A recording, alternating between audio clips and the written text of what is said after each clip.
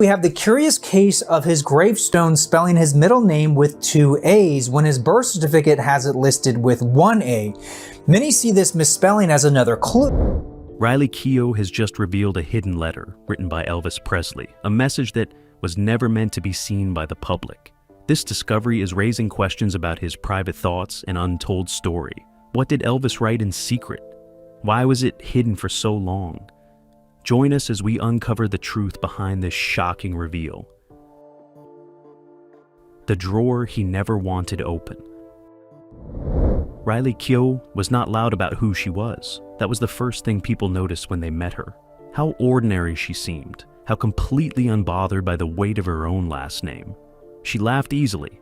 She listened more than she talked. When she walked into a room, she didn't fill it the way her grandfather had, with that particular electricity that made strangers stop breathing for a second. She filled it differently, with a kind of quiet warmth that made people feel safe. Those who knew her well said she had his eyes, not just the shape of them, but what lived behind them. A certain gentleness, a way of looking at you like you were the only person in the world worth looking at. She had grown up understanding that Elvis Presley was 2 things at once. He was the man the world would never stop talking about. The voice, the hips, the legend that had swallowed decades whole. And he was also simply her grandfather. The man whose home she had walked through as a child, whose memory lived not in concert footage or album covers, but in the smell of certain rooms, in the weight of the air on a Memphis afternoon. Graceland had always felt alive to her, not in any strange or frightening way, just alive.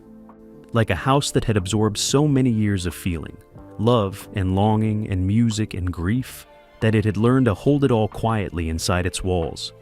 Other people came to Graceland to see a museum. Riley came to remember. On this particular afternoon, she came alone. The public tours had ended for the day. The grounds were still. She moved through the room slowly, the way you move through a place you know so well that your feet remember before your mind does. She knew him better now, the real him. The living room, the jungle room with its thick carpet and its strange, wonderful excess. The kitchen where ordinary life had somehow continued, even when everything else was extraordinary. She wasn't looking for anything. That was the truth of it. She wasn't on some mission. She was just a granddaughter walking through her family's home, and letting herself feel the sadness and the love that had always lived in equal measure in this place. It was in a back hallway, one that visitors never saw, one that had no velvet rope or explanatory plaque, that she stopped. There was a small wooden cabinet built into the wall. Old, dark with age, the kind of furniture that becomes invisible over time because it has always been there. Riley had passed it 100 times without giving it a second thought, but something made her stop that afternoon. Maybe it was the light, falling at a different angle than usual. Maybe it was just one of those quiet instincts that don't announce themselves. She reached out and tried the drawer. It opened. Inside, the smell hit her first. That particular smell of his old paper, of time pressed flat. The drawer was not deep, but it was full in a careful way. And like someone had arranged these things deliberately. A guitar pick, worn smooth at the edges. A small folded note in handwriting she didn't recognize. A photograph face down. And beneath all of it, wrapped in a piece of cloth, soft, the color of old cream. Something flat and rectangular. She lifted it out carefully, the way you lift something you already sense is fragile. It was a letter, or rather an envelope, sealed. The paper was thin with age, slightly yellowed at the corners. The handwriting on the front was unmistakable. She had seen it before on documents, on old cards, on the few personal notes that had survived and been preserved. It was his handwriting, but it was what was written on the outside of the envelope that made her go very still. Not an address, not a name, just 4 words written firmly, like a man who meant what he said. Do not open this. Riley stood there for a long moment. The house was quiet around her. Outside, the Memphis light was going golden, the way it does in late afternoon. That particular honey-colored warmth that makes everything look like it belongs to another time. She thought about the man who had written those words. She thought about who he had been underneath the legend, the boy from Tupelo, who had never quite gotten comfortable with what his life became. who had been generous to a fault and lonely in ways that fame could not fix, who had trusted very few people and kept the deepest parts of himself carefully out of reach, even from those he loved, especially from those he loved. He had written this letter. He had sealed it. He had wrapped it in cloth and placed it in a drawer in a back hallway of his home, and written with his own hand that it was not meant to be read. And yet here it was, still sealed, still waiting. The question that settled over Riley then was not a dramatic one. It wasn't about scandal or revelation or any of the things that the world tended to want from a man like Elvis Presley. It was quieter than that. It was simply this: what does a man write down when he knows he will never say it out loud? She held the envelope gently, the way you hold something borrowed. Around her, Graceland breathed its slow, steady breath. The walls held their silence. The afternoon light moved across the floor. The letter had waited this long. It could wait a little longer. The letter he buried in silence. Riley Keough was the kind of person who took her time. Not because she was indecisive. Anyone who knew her would tell you that quickly. She was actually one of the more clear-headed people you were likely to meet. But she believed that the important things in life deserved to be approached slowly, with both hands, with your full attention. She had learned that from watching how other people rushed, through conversations, through grief, through the moments that actually mattered, and came out the other side not quite sure what had happened to them. Riley didn't want to live that way. She wanted to feel things fully, even when feeling them fully was hard. So, when she stood in that quiet hallway in Graceland, holding a sealed envelope in her grandfather's handwriting, she did not tear it open. She stood with it. Sunki that the envelope was light in her hands, lighter than it should have been for something that felt so heavy. She turned it over once, then again. The 4 words on the front, "Do not open this," looked back at her without apology. He had meant them. She knew enough about who he was to understand that.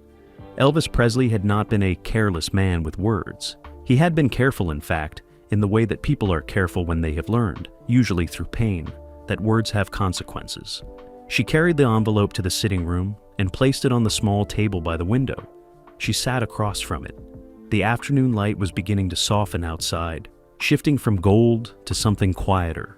She sat with the envelope the way you sit with a difficult conversation you know you have to have, gathering yourself, making sure you are ready, or at least as ready as you can be.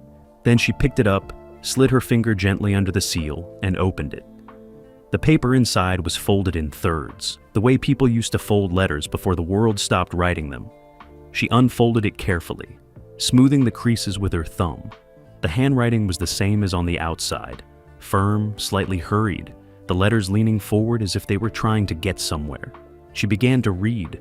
The first thing that struck her was the voice, not the voice the world knew, the one that had filled stadiums, that had made people weep and scream and feel things they couldn't name. This was a different voice, entirely. Quieter, uncertain in a way that felt almost shocking coming from him. She had to read the opening lines twice, not because they were difficult to understand, but because she needed a moment to accept that she was actually reading them.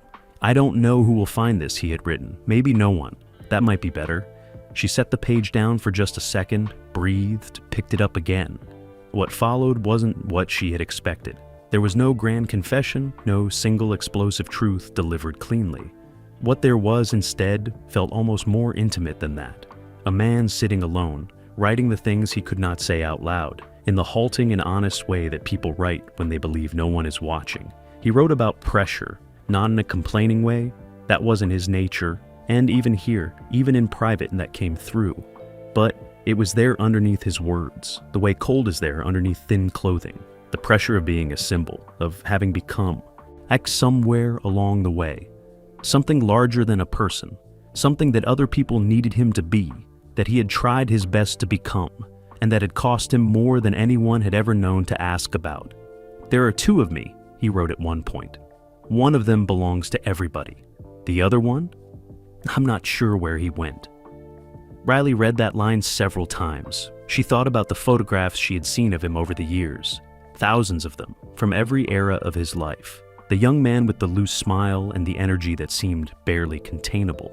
The global star in the white jumpsuit, performing for crowds that loved him with a ferocity that must have been, at close range, more overwhelming than beautiful.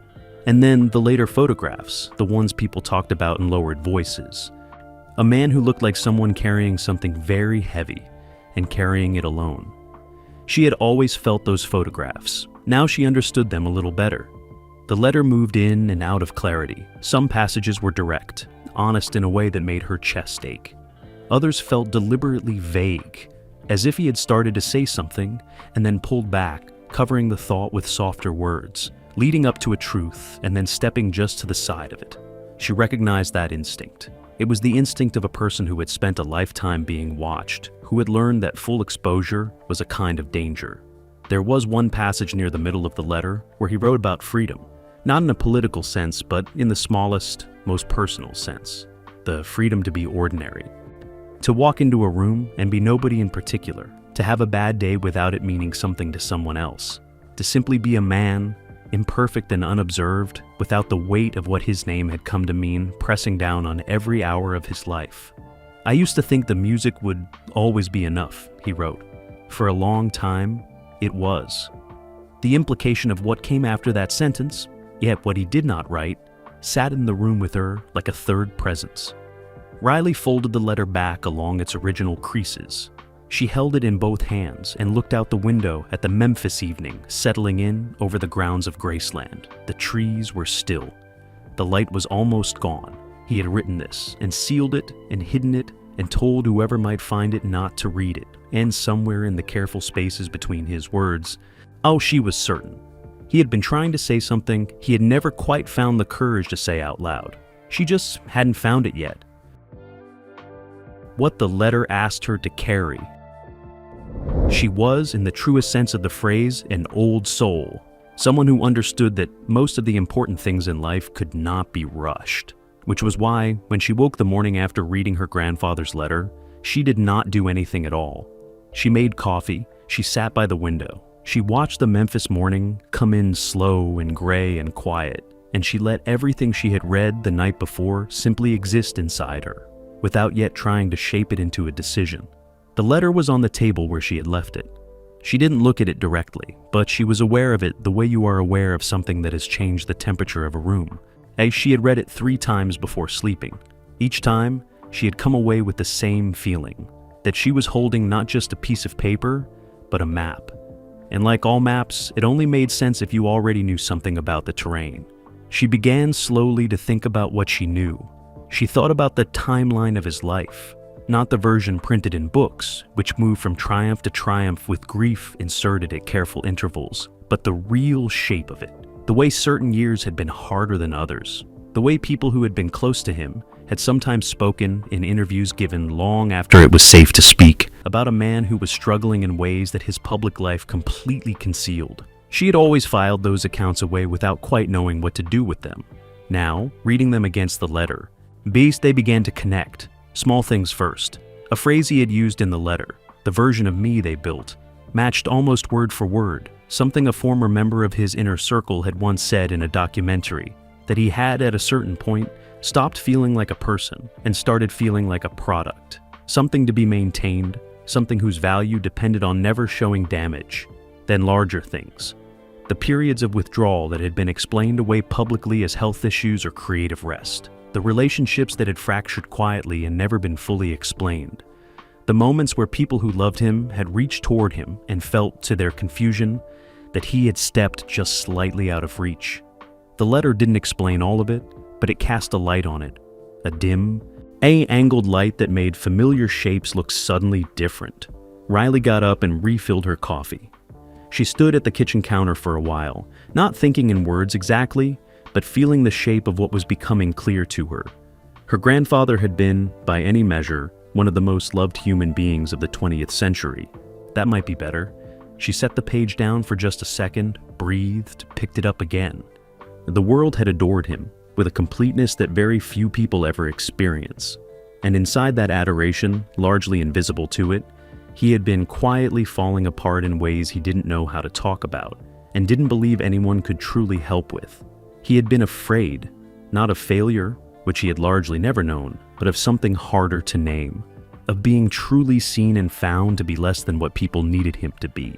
I have given everything I know how to give, and he had written near the end of the letter. I don't know if it was ever the right thing or just the only thing. She had stopped at that line the night before. She stopped at it again now, in memory. There was a grief in it that was different from self-pity. It was the grief of a generous person who had spent themselves completely in service of something, an image, a legacy, a promise made to people he would never personally meet, and had arrived, somewhere in the quiet of a private moment, at the question of whether it had been worth it. Not bitterly, just honestly, the way exhausted people ask honest questions at the end of long days. And now, Riley sat with the question of what to do with all of this. She was not naive about what the letter represented. She understood that in the wrong hands, enough fragments of it could be twisted into something sensational. A story about decline, about hidden darkness, about the gap between public image and private reality.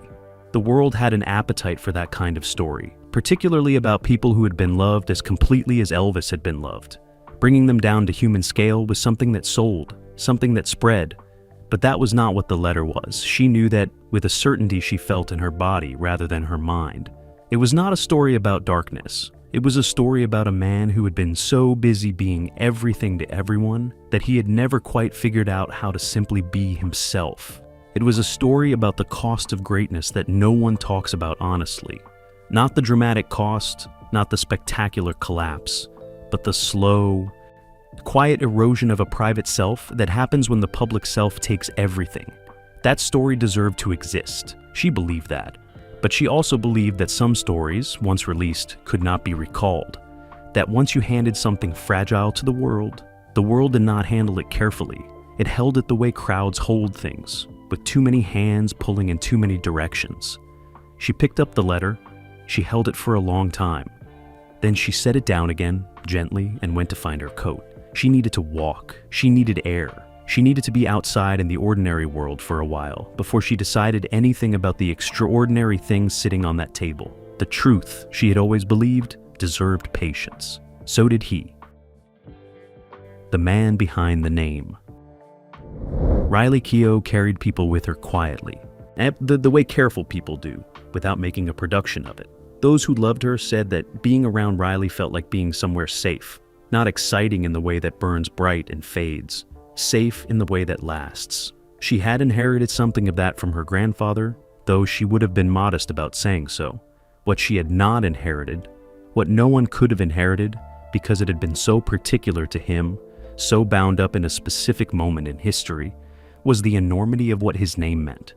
Elvis Presley had not simply been famous, he had been a phenomenon, a cultural rupture, a before and after in the story of an entire century.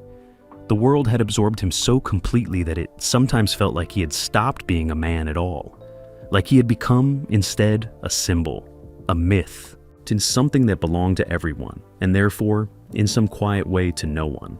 Riley had grown up understanding this. She had made her peace with it, mostly. But the letter on the table in that Graceland sitting room was doing something to that peace. She had come back to it after her walk. The Memphis air had been cool and still. The streets quiet in the way of a Saturday morning that hasn't fully woken up yet. She had walked without a destination. Hands in her coat pockets, letting the city move around her. She had needed that. The feeling of being ordinary, of being just a woman walking without the weight of anything pressing on her chest. When she came back inside and sat down and looked at the envelope again, she felt something shift, not dramatically. Nothing cracked open or came flooding in. That it was quieter than that, a slow settling, like a building accepting its own foundation. She picked the letter up, unfolded it, and read it one more time. Not searching this time, not trying to decode or connect or figure anything out, just reading, just letting him speak. And this time, something different happened. This time, she heard him. Not Elvis Presley the legend. Not the man on the poster or the voice on the record or the figure that a billion strangers had decided they understood completely. She heard the other one, the one he had written about, the one he had said he wasn't sure where he had gone, the man underneath, the one who had started in Tupelo with nothing, who had stumbled into something so massive it had reshaped the world. Yes, and who had spent the rest of his life trying to figure out what that meant for him personally. Not for his career, not for his legacy, for him. The private person who still existed somewhere inside all of that noise, quieter with every passing year, but still there. She thought about why he had hidden the letter. It would have been easy to assume it was fear, and there was fear in it. She could feel that between the lines, the careful way he had approached certain thoughts and then retreated from them. But she didn't think fear was the whole of it. She had come to know him well enough, through memory and story and the accumulated texture of a family's private history, to understand that he was not primarily a fearful man. He had been brave in ways that counted, had stepped into rooms that terrified him, had taken risks that others thought were foolish, had opened himself to audiences with a completeness that most performers never achieve. The hiding of the letter was something more complicated than fear. It was timing. He had known, at whatever point he wrote this, that the world was not ready to receive what he was saying. Maybe he hadn't been ready either. The version of Elvis that existed in the public imagination in his lifetime was so fixed, so thoroughly agreed upon, that any deviation from it would have been treated not as complexity, but as damage. People would have used his honesty against him. They would have taken the vulnerability he was offering and turned it into evidence of weakness, into tabloid material, into a story that confirmed whatever they had already decided to believe about the cost of his particular kind of life. Then he had known that, and so he had folded the letter in thirds and wrapped it in cloth and placed it in a drawer and written 4 words on the front that were, in their own way, an act of protection. Not of himself, or not only of himself, of the truth inside. He had been protecting the truth from a world that was not yet equipped to hold it carefully. Riley sat with that for a long time. Outside, the Memphis afternoon was assembling itself slowly. Light moved across the floor. Somewhere distant, a car passed. The house was quiet in the specific way that Graceland was always quiet, full of something, weighted with years, but not oppressive. More like the silence of a library than the silence of an empty room. She thought about identity, about how strange it must have been to live a life in which your identity was decided by other people before you had fully decided it yourself. Elvis had been named, defined, categorized, and mythologized while he was still a young man, while he was still, in many ways, figuring out who he actually was. And then the definition had hardened around him, the way plaster hardens, and he had spent decades moving inside a shape that other people had made. The letter was him pressing against that shape, quietly, privately, with no audience and no performance. Just a man and a piece of paper, and the things he needed to say before he lost the courage to say them. "I don't think they ever really knew me," he had written. "I'm not sure I let them. I'm not sure it was possible." Riley had read that line many times now. Each time it landed differently. The first time, it had felt sad. The second time, it had felt honest. Now, reading it again, it felt like something close to freedom. The freedom of a man finally telling the truth, even if only to a piece of paper in a locked drawer, even if the audience for that truth was uncertain or absent, or still decades away. She thought about his music. She had always loved it, but she realized now that she had loved it the way most people love the things that shaped them, with a familiarity so deep that it had stopped her from truly listening. Now she thought about what it would mean to listen again. "Always be enough," he wrote. For a long time, it was. To hear those songs not as artifacts of a cultural moment, but as the expression of a specific human being, one who had longed and hurt and wondered and doubted, in ways that his public life had completely concealed. The music hadn't concealed it. This though, she understood that now. The music had held it, every aching note, every moment of raw feeling that had made strangers weep in theaters and concert halls around the world, that had been him, the real him, the one who hadn't disappeared after all, but had simply found the one channel through which he could come fully through.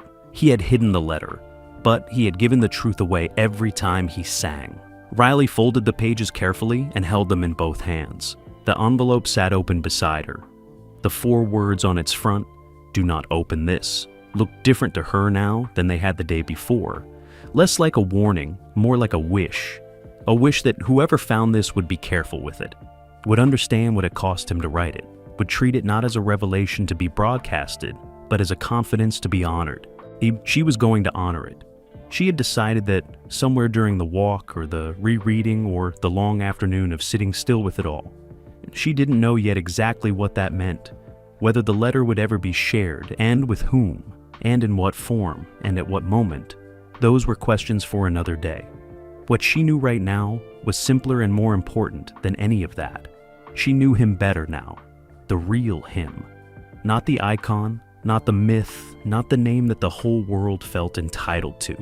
The man, the quiet, complicated, generous, lonely, searching man who had written his truth on a piece of paper and trusted it to silence. Riley held the letter to her chest for just a moment. Then she set it down, gently on the table beside his photograph. The legacy of Elvis Presley had always been about the music. Yes, about the movement. About the moment he had walked into that studio and changed the sound of everything. Now, at least for her, it was about something quieter than all of that. It was about a man who had wanted, more than anything, simply to be known. And finally, privately, imperfectly, years too late, he was.